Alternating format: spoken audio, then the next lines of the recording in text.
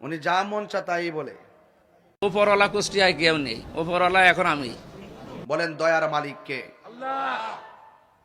উপরওয়ালা কে? উপরওয়ালা আল্লাহ।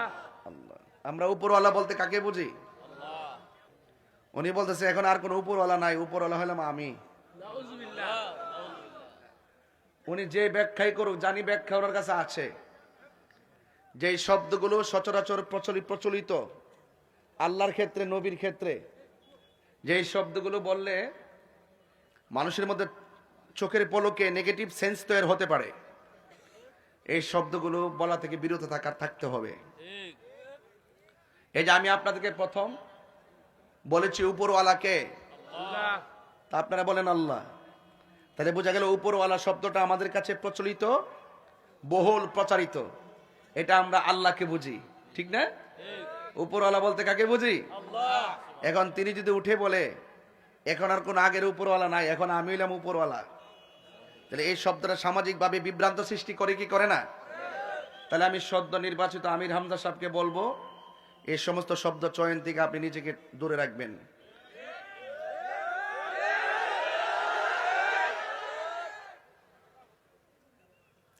কারণ যেহেতু বিগত দিনে অনেক শব্দ চয়ন আপনি সমালোচিত হয়েছেন, এখন যেহেতু সমাজের দায়িত্ব নিয়েছেন, তাহলে অবশ্যই শব্দ চয়নের ক্ষেত্রে সাবধানতা অবলম্বন করতে হবে। কথা বলেন ঠিক কিনা?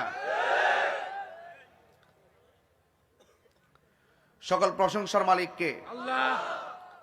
সকল জাহানের রব কে? আল্লাহ। উপরওয়ালা কে? আল্লাহ। এই তো আপনারা উত্তর দিতেছেন, আল্লাহ আল্লাহ বলতেছেন, বোঝা গেল এগুলো বহুল প্রচলিত ওয়ার্ড। যাই হোক, আমি যেহেতু বয়সে বড়, শাসন তো করতে পারি, এটা ভুল হলে তো ধরাই দিতে পারি, পারি কি না বলেন?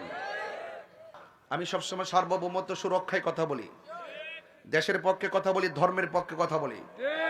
দেশদ্রোহীদেরকে আমি যেমন পছন্দ করি না, ধর্মদ্রোহীদেরকে আমি পছন্দ করি না। সবাইকে ঐক্যবদ্ধ থাকতে হবে।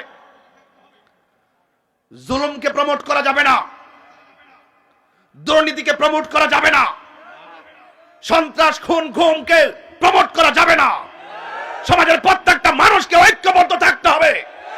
দেশের বিরুদ্ধে ষড়যন্ত্র হলে দেশের মানুষের অধিকারকে খর্ব করার জন্য কেউ যদি অপচেষ্টা করে, জনগণ ঐক্যবদ্ধভাবে অপশক্তিকে ডিলেট করে দিতে হবে, শান্তি প্রতিষ্ঠা করতে হবে। কথা বলেন।